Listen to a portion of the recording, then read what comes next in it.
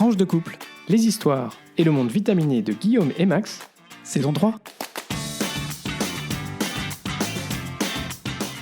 Bonjour, bonsoir, nous sommes Guillaume et Max et nous sommes très heureux de vous retrouver pour ce 12e épisode de la saison 3 de Tranche de couple. Épisode qu'on a choisi d'intituler « Restons calmes ». Comme d'habitude, on vous invite à vous abonner à ce podcast pour être notifié des nouveaux épisodes diffusés le lundi tous les 15 jours. On s'excuse déjà par avance d'ailleurs en parlant de ça d'avoir déçu nos fans qui attendaient un épisode dimanche soir comme d'habitude, mais on s'est toujours engagé sur le lundi. Ouais, bon, on a eu quelques petites contraintes ce week-end. Et on a eu quelques petites contraintes logistiques imprévues, rien de grave bien sûr, mais voilà, pour une fois on a un peu changé nos habitudes et bouleversé les autres, on en a bien conscience et on s'excuse platement. Vous nous retrouvez entre-temps, comme vous le savez peut-être déjà, sur notre page Facebook, notre compte Twitter, notre mail tranche2couple, le chiffre 2 comme le nom du podcast, par email, tranche2couple@gmail.com. Voilà, et en un mot comme un seul, n'hésitez pas à partager cet épisode, partager ce podcast sur vos réseaux sociaux, à vos proches, à toutes celles et ceux qui sont susceptibles d'être intéressés par ce qu'on raconte pendant cette demi-heure de podcast tous les 15 jours.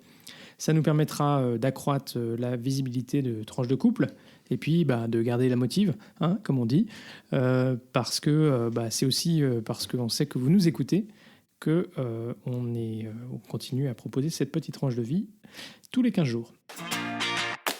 Et on commence comme d'habitude par la rubrique Actu. Et aujourd'hui, Guillaume, c'est toi qui commences avec un sujet sur lequel tu t'es collé, qui est quand même pas simple. C'est un sujet pas simple et je m'excuse par ailleurs auprès de nos auditrices et nos auditeurs parce que c'est un sujet qui va être long. Donc je vous rassure, on a raccourci Maxime a bien voulu raccourcir le sujet suivant, mais c'est un sujet que j'ai essayé de raccourcir moi-même au maximum quand je l'ai fait. Et en même temps, il me semblait important de vous donner un maximum de clés pour comprendre ce qui se passe actuellement entre la Russie et l'Ukraine et les tensions et dissensions entre l'Occident et la Russie plus largement. On va faire un petit retour donc sur 18 ans d'instabilité aux frontières de l'Europe. Alors que pourrait s'achever cette semaine ce qui s'apparente de plus en plus à un barreau d'honneur diplomatique de les dernières chances pour essayer d'apaiser les tensions entre la Russie, l'Ukraine, les États-Unis et, au milieu de tout ça, l'Union européenne, on s'est dit qu'on aimerait essayer de mieux comprendre pourquoi et comment on en est arrivé là. Si on devait résumer ma vie aujourd'hui, non je plaisante, si on devait résumer la situation de façon à ce qu'elle soit compréhensible simplement, on peut dire qu'il s'agit d'abord et avant tout d'une lutte d'influence entre la Russie et l'Union européenne, l'OTAN, les États-Unis, dans un territoire qui a été créé à la chute de l'URSS. L'Ukraine, par son histoire, sa culture, langue, religion, est en principe proche de la culture et des influences slaves, et non pas russes, j'insiste sur le mot slave, la Russie étant une création géographique avant tout. Certaines régions à majorité russophone, telles que le Donbass ou la Crimée, sont d'ailleurs très proches philosophiquement, culturellement et politiquement de la Russie, alors que d'autres, dans l'ouest du pays notamment, cherchent davantage une forme d'indépendance plus prononcée vis-à-vis du grand voisin. On a un pays qui est donc tiraillé en son sein entre différentes influences très fortes les unes par rapport aux autres.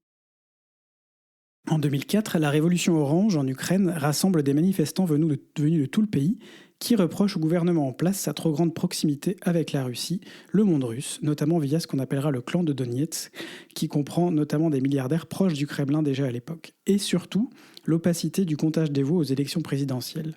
Elle aboutira au renversement du président Viktor Yanukovych et à l'arrivée au pouvoir de Viktor Yushchenko et de celle qui fut un temps considérée comme l'égérie de la révolution avec sa très caractéristique natte dans les cheveux, avant d'être jugée et emprisonnée sous le gouvernement suivant présidé par un certain Viktor Yanukovych, c'était Yulia Tymoshenko.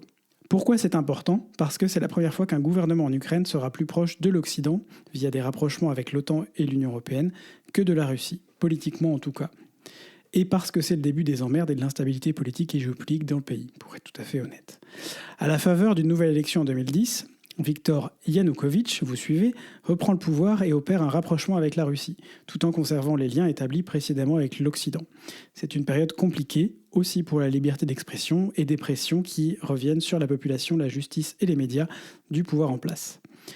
En 2013, le refus du gouvernement plutôt pro-russe en place de signer un accord de coopération longuement négocié avec l'Union européenne conduit à de nouvelles manifestations. Et début 2014, après un soulèvement populaire qui fera près de 80 morts dans tout le pays, Yanukovych fuit vers la Russie et un nouveau gouvernement se met en place plus pro-européen à nouveau, et en tout cas décidé à bien marquer la différence avec l'immense voisin. En 2014 toujours, à la suite de troubles continus depuis l'arrivée du nouveau gouvernement, notamment dans les régions du Donbass et de la Crimée, cette dernière ayant déclaré son indépendance au cours d'un référendum largement décrié par la communauté internationale pour l'opacité des processus qui ont mené au résultat qu'on connaît, une guerre civile éclate. L'armée ukrainienne tente de ramener l'ordre dans l'est du pays et en Crimée, mais sera rapidement stoppée par des milices dont on soupçonne qu'elles aient été entraînées et équipées de l'autre côté de la frontière, toute proche avec la Russie, qui est accusée de mener une guerre hybride. On vous a déjà parlé des guerres hybrides il n'y a pas très longtemps quand on a parlé de la Biélorussie. La Russie n'en est pas à ses premiers essais en la matière. La Russie est par ailleurs connue pour être partisane de conflits cristallisés, comme on le dit, par exemple au Haut-Karabakh ou en Géorgie. On parle aussi de conflits gelés. Tout à fait, qui permettent au pays d'asseoir indirectement son autorité sur des régions tout en affaiblissant les gouvernements en place. Fin 2014, puis début 2015, sont négociés notamment par la France et l'Allemagne les accords de Minsk I et Minsk II, qui permettent un cessez-le-feu et un arrêt des combats, ainsi que de déclarer 13 points sur lesquels s'engagent l'Ukraine et les séparatistes. De nouvelles élections ont lieu en Ukraine en 2019, au cours desquelles l'outsider Volodymyr Zelensky est élu président et obtient la majorité à l'Assemblée. Peu de mouvements de sa part, si ce n'est dans le sens de ce qui avait été commencé auparavant, une orientation davantage pro-occidentale et la volonté de renforcer l'indépendance de l'Ukraine par rapport à la Russie. C'est à l'automne 2021 que les choses se corsent à nouveau, avec des échauffourées dans le Donbass, sur la ligne de démarcation notamment liée à l'utilisation par les forces armées ukrainiennes de drones. Elles conduisent à une remobilisation des réservistes en Ukraine et à de premières grosses manœuvres militaires russes de l'autre côté de la frontière, très visibles et soulignées avec inquiétude par l'Union européenne, l'OTAN et les États-Unis. En décembre 2021, la Russie envoie une proposition d'accord aux États-Unis, soi-disant pour essayer de régler le conflit par la voie diplomatique. Dans cette proposition d'accord, on retrouve l'interdiction de tout nouvel élargissement de l'OTAN, aussi bien à l'Ukraine ou à tout autre pays, comme par exemple la Finlande ou la Suède, et d'empêcher les activités militaires proches de la frontière russe. Un autre point est de ne pas déployer de militaires et d'armements supplémentaires en dehors des pays dans lesquels ils se trouvaient en mai 1997, soit avant l'adhésion à l'Alliance Atlantique des pays ayant fait partie du pacte de Varsovie, sauf cas exceptionnel et avec son accord, l'accord de la Russie, en citant en particulier le 21 janvier 2022 les cas de la Roumanie et de la Bulgarie. Inacceptable pour l'Europe, l'OTAN et les USA, ces demandes russes ont pour objectif de reconstruire une barrière de pays neutres entre la Russie et l'Occident, mais vont contre la liberté des peuples à disposer d'eux-mêmes et à gouverner par eux-mêmes, et l'atlantisation de l'Europe, y compris de l'Est, suite à l'élargissement de l'Union européenne en 2004. Depuis, on assiste à une escalade des incidents impliquant notamment des navires européens ou américains en mer Noire et en mer du Nord, des avions russes sur ou dans l'espace aérien européen en mer Baltique et en mer du Nord, des mouvements militaires, notamment via l'OTAN ou nationaux. On sait que la Suède a notamment déplacé des troupes sur une île située au milieu de la mer Baltique. Des échanges tendus avec les États-Unis, entre les États-Unis et la Russie, toujours sans avoir encore à ce stade atteint le point de non-retour. Cela dit, on imagine assez mal à ce stade la Russie avoir déplacé autant de moyens humains et mécaniques au service de simples exercices de démonstration. Cela a un coût, et l'état actuel des finances et de l'économie russe ne laisse pas entrevoir qu'on gâche de l'argent sans raison valable.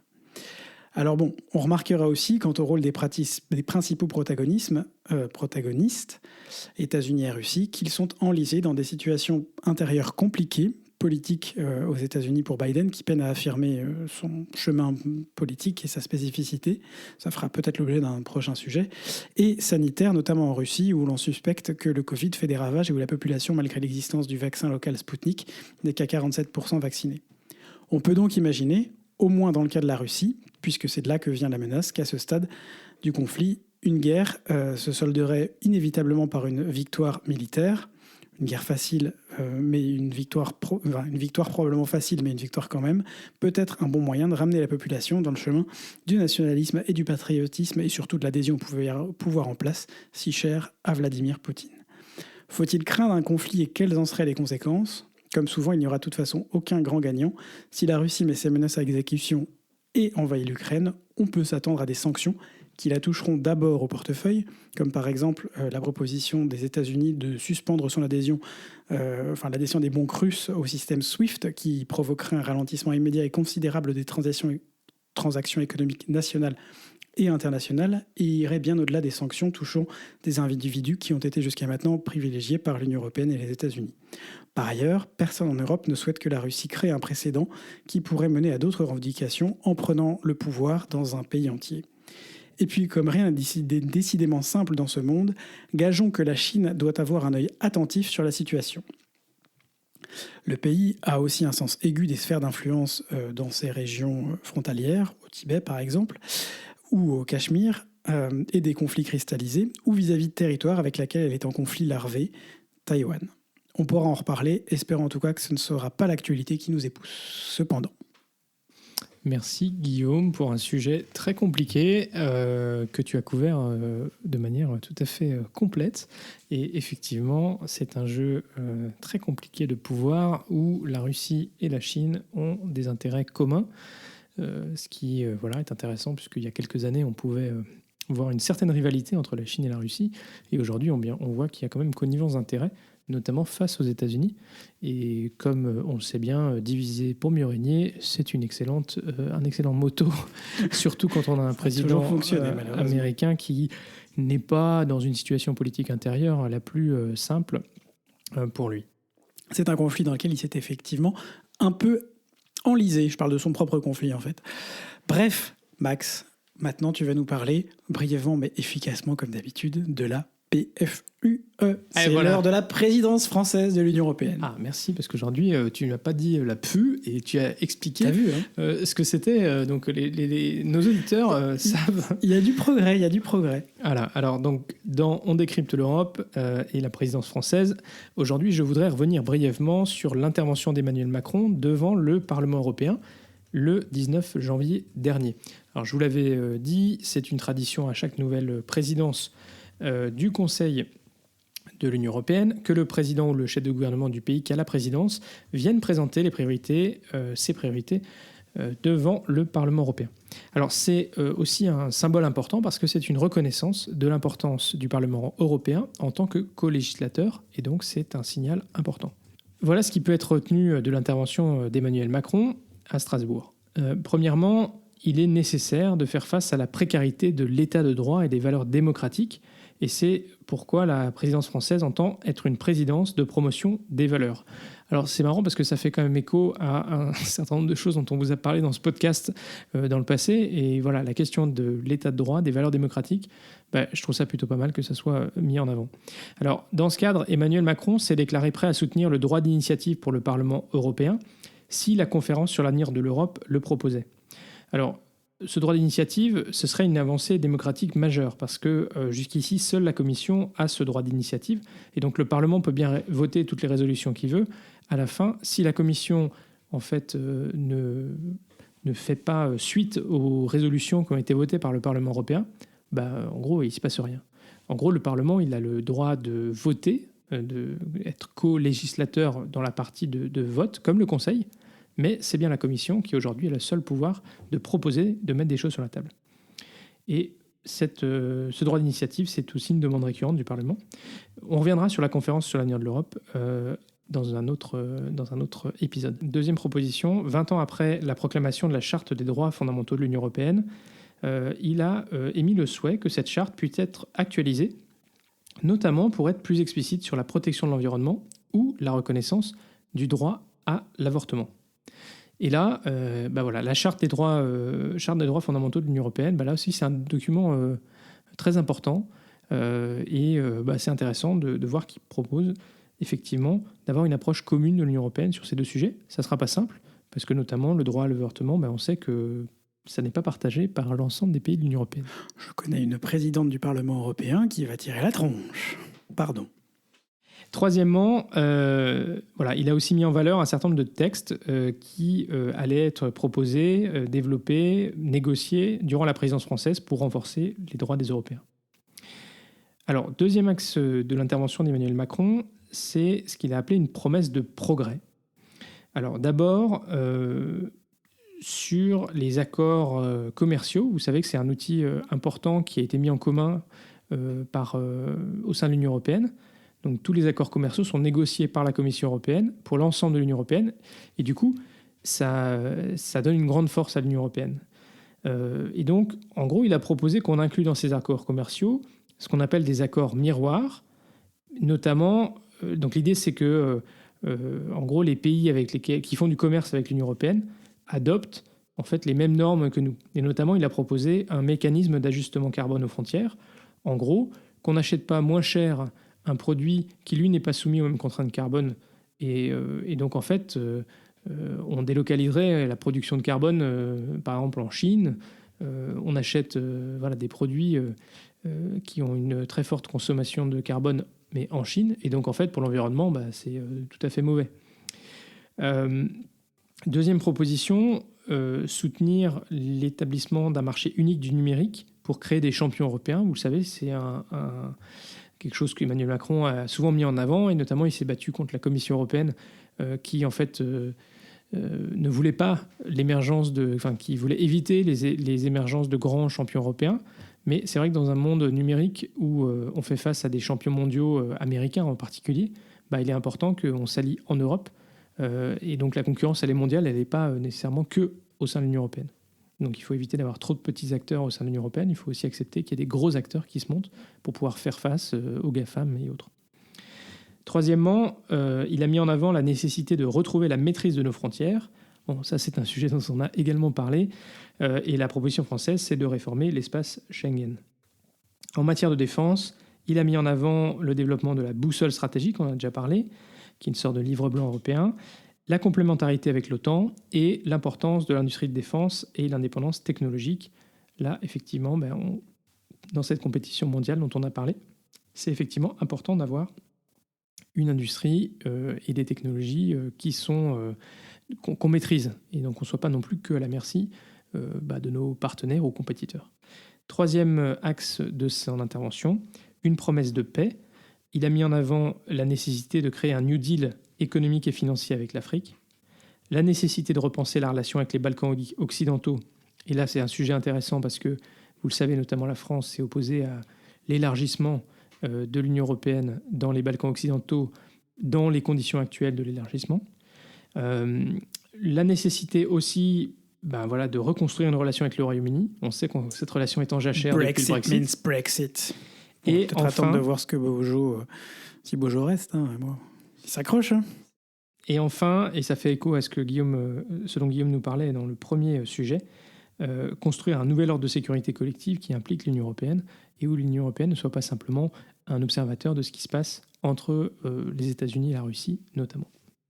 Voilà pour le discours d'Emmanuel Macron. Je pense que c'est intéressant. On verra comment il sera mis en œuvre durant la présidence française. Mais j'ai pensé que c'était intéressant de vous partager ces quelques éléments de son intervention. Merci Max.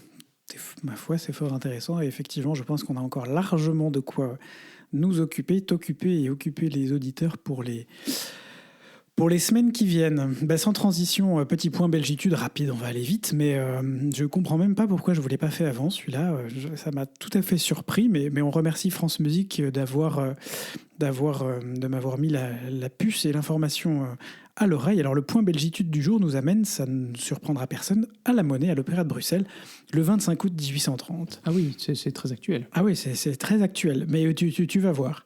Cette année-là, la Belgique, qui n'existe pas encore, est une province du Royaume des Pays-Bas, royaume créé sur les cendres de l'épopée napoléonienne pour faire office de zone tampon avec la France et soumise au pouvoir parfois despotique, certains historiens le qualifient de napoléonien, de Guillaume Ier d'Orange-Nassau. Ah, c'est intéressant parce que zone tampon, tout ça, non il y a une continuité. Il y a une continuité et puis ne nous fâchons pas, voilà, restons calmes. Le thème thématique de cet épisode, tu vas voir, est tout à fait présente là-dedans aussi. Donc je le disais, sous l'autorité de Guillaume Ier d'Orange-Nassau, mais cette réunification artificielle a très vite fait son temps. La restriction des libertés politiques et religieuses, la sous-représentation politique et l'exploitation fiscale, SIC, toute ressemblance à des faits existants ou ayant existé est évidemment fortuite, des provinces du Sud font naître une opposition catholique et libérale qui aboutit à une alliance entre deux grands courants d'opinion du Sud du pays qui ne parlent pourtant pas la même langue, ce qui correspond aujourd'hui à la Wallonie et à la Flandre. Cet unionisme, comme quoi à l'époque ils ont réussi à s'entendre, cet unionisme devient spécifiquement belge et énonce des griefs spécifiquement belges. L'autorité du régime périclite alors dans le sud et un climat pré-révolutionnaire s'installe, le roi ne pouvant se maintenir en Belgique que par l'usage de la force. Alors pourquoi et comment dans ce contexte on arrive à parler de la monnaie comme berceau de l'indépendance belge ? Parce que c'est de ça dont on parle. Ce cher Guillaume Ier, soucieux d'asseoir son autorité au sud et de donner le change aux citoyens, organise pour son 59e anniversaire de grandes célébrations à Bruxelles. Feux d'artifice, parades et représentation à la monnaie de l'opéra La Muette de Portici, qui pour la petite histoire a donné son nom à l'une des salles de l'institution aujourd'hui, du compositeur français Aubert. On le met en garde. Comme souvent avec l'opéra, et en particulier au XIXe siècle, propice aux grandes révolutions et à de nombreux changements politiques, on retrouve un certain nombre d'airs et de chœurs à très forte connotation patriotique. Il s'agit en plus d'un opéra français qui relate la révolte des Napolitains contre le roi d'Espagne, et on s'inquiète de ce qu'il pourrait véhiculer comme message dans un contexte déjà tendu où la moindre étincelle pourrait mettre le feu aux poudres. Ben oui. Guillaume Ier accepte, à reculons, de réduire l'ampleur de la fête, notamment d'annuler le feu d'artifice, mais refuse d'annuler les représentations.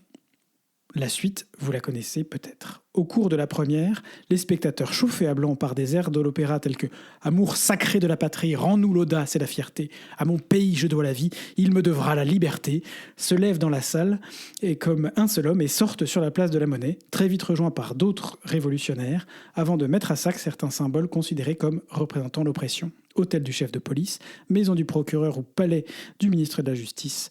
La révolution belge est lancée et aboutira le 24 septembre 1930 à l'instauration d'un premier gouvernement provisoire de la Belgique, puis plus tard à l'arrivée à la tête du pays de Léopold de Saxe-Cobourg-Gotha comme premier roi des Belges.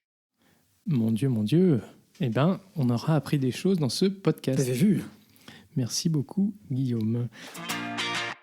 On passe tout de suite à la rubrique tranche de couple et en premier, on voudrait revenir sur le petit sondage qu'on a fait avec Guillaume comme promis dans le dernier épisode sur les dépenses en couple.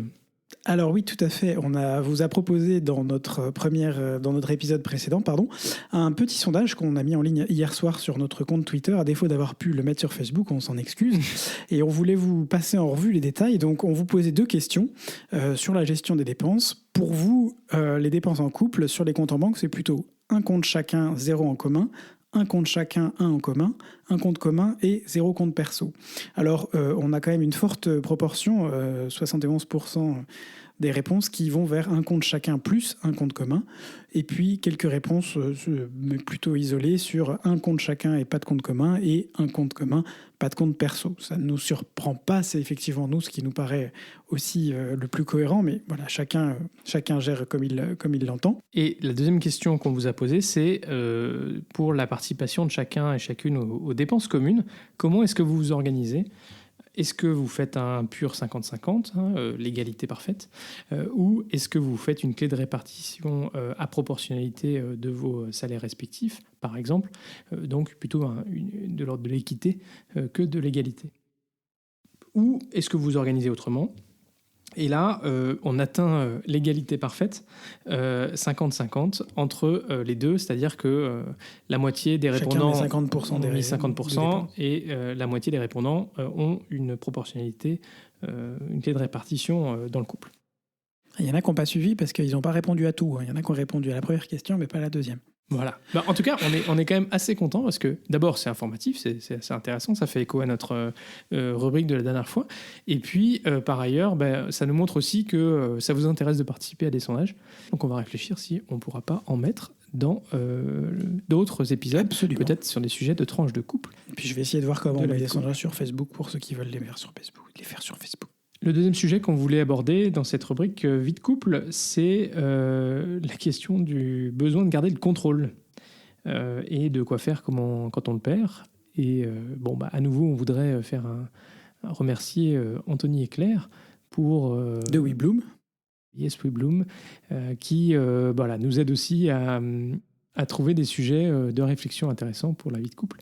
Si ça vous intéresse de savoir ce que Anthony et Claire font pour accompagner les couples, vous pouvez vous rendre sur leur site yeswebloom.com. On vous remettra encore cette semaine ou la semaine prochaine les liens sur nos principaux réseaux sociaux. Donc oui, le besoin de garder le contrôle, c'est toujours, on a toujours de plus en plus, moi je sens que j'ai le besoin de garder le contrôle aussi sur ma vie, sur mes décisions, sur ce que je fais, et en même temps je me rends compte que, et c'est ce que Claire retient aussi dans une des newsletters, c'est que c'est pas forcément, c'est dans les moments où j'ai perdu le contrôle, ou en tout cas j'ai lâché ce contrôle, que j'ai pris des décisions qui sont les plus chouettes de ma vie. Je regarde le mec qui est en face de moi parce qu'il fait partie des moments où j'ai perdu le contrôle aussi et où j'ai pris des décisions un peu sans calculer et paf, 12 ans après on y est encore, quoi. C'est vrai que la vie de couple, finalement, c'est accepter de passer d'un logiciel où on est célibataire, on ne réfléchit qu'avec soi-même et on prend ses décisions en son fort intérieur, à un moment donné où on passe à certaines co-décisions, et aussi au fait d'accepter parfois de se laisser entraîner dans des projets que seul on ne serait pas forcément, dans lesquels on ne serait pas forcément lancé tout seul. Et voilà, c'est une certaine émulation, mais c'est aussi accepter de perdre un petit peu le contrôle, parce que justement, on n'est pas tout le seul à avoir décidé, on ne maîtrise pas tout. Et c'est vrai que dans la vie de couple, c'est accepter de ne pas tout maîtriser. Et c'est aussi accepter, et c'est un élément important, de savoir aussi montrer ses vulnérabilités à l'autre. Parce que parfois, on peut être aussi un peu dans ce qu'on attend, ce qu'on pense que l'autre attend de soi. Puis surtout, on a du mal à sortir de sa zone de confort, en fait. Exactement. C'est ce qu'on appelle, ce que Claire encore appelle la zone de vulnérabilité. À quel moment et à qui, j'ai envie de dire, parce que pour rentrer dans cette zone de vulnérabilité, moi j'ai besoin de me sentir en confiance. Et je ne laisse pas, mais je le dis déjà, Max vous dirait que j'ai beaucoup de mal à montrer mes faiblesses et mes vulnérabilités en général. Mais il est probablement une des seules personnes à qui j'ai montré des vulnérabilités depuis le début de ma vie. Il faut que je sente une confiance à 100% pour lâcher ce petit... Pour lâcher, en fait, tout simplement. Mais c'est ça qui est chouette aussi, parce que quand on a construit quelque chose de solide, on sait que y a cette personne à qui on peut tout confier, qu'on peut... Peut-être cette personne ne vit pas la même chose que nous, mais néanmoins, elle est là pour nous accompagner, pour nous soutenir au quotidien. Et c'est vrai que c'est marrant parce que parfois, dans sa vie de couple, il y a des choses qu'on partage avec son conjoint qui seraient peut-être plus difficiles à dire ou plus difficiles à partager avec des gens qui sont proches de nous, notre famille proche, mais qui néanmoins ne sont pas la personne avec qui on partage notre vie. Et que ce soit un échec, par exemple, personnel ou l'échec d'un projet qu'on a construit à deux, le fait de pouvoir vivre ça à deux, c'est aussi, on se sent plus fort, mais ça nécessite aussi de ne pas vivre quelque chose de façade, d'être vraiment aussi dans l'écoute et d'accepter de se montrer vulnérable, comme tu disais, Guillaume, cet espace de vulnérabilité. C'est pas facile de se montrer vulnérable, et c'est pas facile même à son conjoint, mais c'est sans doute la clé du succès, parce que celui qui est en face, s'il n'arrive pas celui ou celle qui est en face, s'il ne sent pas que ça pas à rentrer dans ta subjectivité propre, du coup il y a quelque chose qui est pas complètement ajusté, et voilà. Mais ça demande du travail et c'est pas simple. Oui, tout à fait. Et puis, il y a quelque chose d'important derrière aussi, c'est de se dire que garder le contrôle sur soi quand on prend des décisions tout seul, c'est une chose. Il y a aussi la question de garder le contrôle et de s'ouvrir quand on a des projets à deux. Tu le disais, Max. Et quand on a des projets à deux, il ne faut pas qu'il y ait qu'une seule des deux personnes qui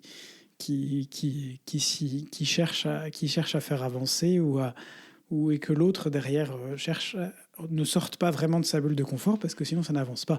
Dans tous les projets de couple, tous les projets même de couple ou d'équipe, j'ai envie de dire, il y a aussi un sentiment d'équipe derrière.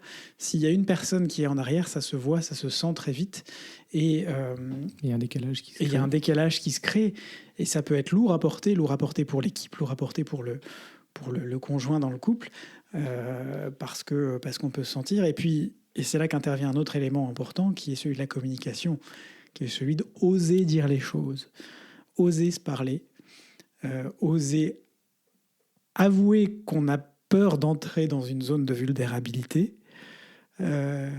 oser dire que voilà, là on fait ça, mais je suis pas tout à fait à l'aise. Moi, ça m'arrive aussi de dire que sur tel ou tel projet, j'ai besoin d'un peu de temps encore pour avancer. Mais c'est sain, c'est bien en fait. Plutôt que de partir dans un truc et dans un projet où on n'est pas deux, on est un et demi, et puis au final, au bout du compte, il n'y a plus qu'un, et puis il n'y a plus de projet, quoi.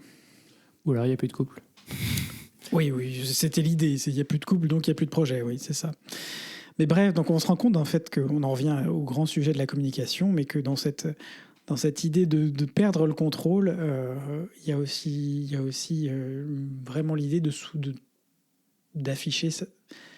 J'aime bien le mot vulnérabilité. Il y a aussi un autre mot qu'on peut utiliser qui est le mot faiblesse. Alors dans le monde viril duquel on vient, c'est pas forcément un mot que... dans le monde viril dans lequel on vit, en tout cas, où la virilité a encore une grande prise, n'est-ce pas? On n'a pas réussi à tout à fait tout déconstruire. C'est compliqué d'avouer des faiblesses. Et pourtant, l'idée, c'est pas de les avouer à tout le monde, mais c'est de les partager avec une personne pour aussi pouvoir en faire une force. Alors cette personne, ça peut être l'autre personne dans un couple, ça peut être aussi un ou une psychologue, ça peut être aussi un ou une très bonne amie, ça peut être quelqu'un qui nous est proche. Enfin, mais l'idée, c'est que plus on garde de choses pour soi, plus on a l'impression on dit j'ai une carapace, je me suis construit une carapace énorme autour de moi, et plus finalement on végète sur soi-même et sur ses pensées, et on s'enferme. La carapace, elle ne devient plus là pour nous protéger, mais elle est là pour nous enfermer. Et après, on a du mal à avancer. Et tout à fait. Voilà. Et dans la vie, que ce soit la vie normale ou la vie de couple, c'est important d'arriver à trouver des moments où on se pose un peu et on arrive à se parler en vérité, dans son authenticité. Et c'est pas toujours simple dans notre flot quotidien. J'imagine d'autant plus pour ceux qui ont des enfants et qui eux sont dans la maternité très pratique, des enfants qui font beaucoup bouger le couple et la famille. Mais c'est important de prendre du temps pour soi. On ne vous le répétera jamais assez. Une fois de temps en temps, de prendre un moment pour vous, de vous poser, de vous dire les choses pour éviter que vous soyez... Restez calme. Et d'ailleurs, on pense très fort à tous ceux qui ont des enfants dans des classes fermées ou des cas positifs ou des choses comme ça. On est de tout cœur avec vous. Voilà. Et on vous encourage à faire des projets, à ouvrir vos cœurs et à avancer. Et c'est aussi ça, y compris quand on rencontre des échecs, d'arriver à en parler, à les accepter et puis à aller de l'avant. Guillaume, pour finir, tu voulais rapidement nous parler d'un petit jeu addictif. Alors c'est une rubrique truc du moment, j'ai décidé de l'appeler comme ça. Restons calmes aussi quand on joue sur Internet. Et je vais vous parler d'un petit jeu addictif et de ses dérivés. Alors si je vous dis Motus, vous allez tous me dire... Motus. Voilà, c'est ça. Mais si je vous dis Motus 2.0, parce que finalement Motus a un côté un peu suranné, on est un peu dans quelque chose un peu ancien.